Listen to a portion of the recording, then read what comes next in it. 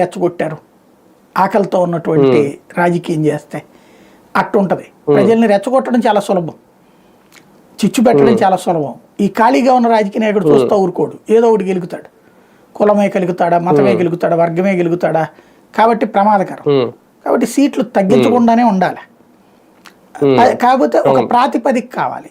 ఆ ప్రాతిపదిక ఏంటి ఇక్కడ వచ్చే సందేహం వల్ల అదే అనమాట. 10 లక్షలకు ఒకటి అనేది కరెక్టే, లేదా 12 లక్షలకు ఒకటో కరెక్టే. కానీ ఇప్పుడున్న సీట్లను అట్లాగే ఉంచి ఆయా స్టేట్స్లో అదనంగా ఇచ్చేటప్పుడు ఈ సంఖ్యను చూశారనుకోండి మనకి తగ్గిపోతాయి. ఈశాన్య రాష్ట్రాలకి తగ్గిపోతాయి, మనకి తగ్గిపోతాయి దక్షిణ. ఎందుకంటే అక్కడ ఉత్తరప్రదేశ్ లాంటి చోట్ల ఇట్లో ఏంటంటే ఎక్కువగా అవిద్య ఎక్కువగా ఉంది. అక్కడ బీహార్ కానీ, ఉత్తరప్రదేశ్ కానీ, లేకపోతే జార్ఖండ్ కానీ, మధ్యప్రదేశ్ కానీ, ఇట్లాంటి రాష్ట్రాలన్నింటిలో కూడా విద్య తక్కువ ఉంది. విద్య తక్కువ ఉండటం వల్ల ఇప్పుడు మనకి ఇక్కడ ఏం చూస్తాము, పెళ్ళే 28, 30, 35. పెళ్ళి అయిన తర్వాత పిల్లల్ని కనడానికి ఆలోచించడం మిగిలిన 40 వచ్చేస్తుంది.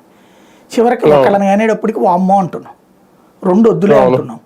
ఇది ఎందుకని, మన పిల్లలు మనం కనుక బిడ్డలను కంటే బిడ్డలు కనేటప్పటికీ వాళ్ళకి కావాల్సిన వస్తువులన్నీ ఇవ్వగలిగే స్థాయిలో ఉండాలని, అప్పటిదాకా ముందు అసలు పెళ్ళానికి కావాల్సిన వస్తువు అంతా అందించే స్థాయిలో ఉండాలని ముందు మగాడు పెళ్లి చేసుకోవట్లే.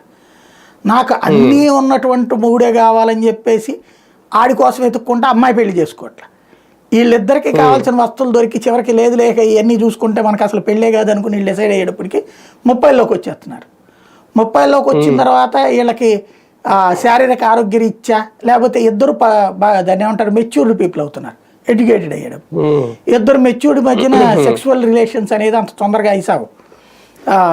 డామినేటింగ్ మెంటాలిటీ ఇవి ఉంటాయి. దీని మూలంగా పిల్లలు అనేటటువంటి సందర్భంలో లేట్లు అవుతున్నాయి. ఇంకోటి ఎక్కువ మందిని కనడానికి అంగీకరించట్లేదు. మనోడికి ఢిల్లీ పబ్లిక్ స్కూల్లో వేద్దామా, లేకపోతే నారాయణలో వేద్దామా, చైతన్యలో వేద్దామా, దానికి తగ్గ సంపాదన ఉన్నప్పుడే కందాం అనుకుంటున్నారు. దీంతో ఫ్యామిలీ ప్లానింగ్లు పాటిస్తున్నారు.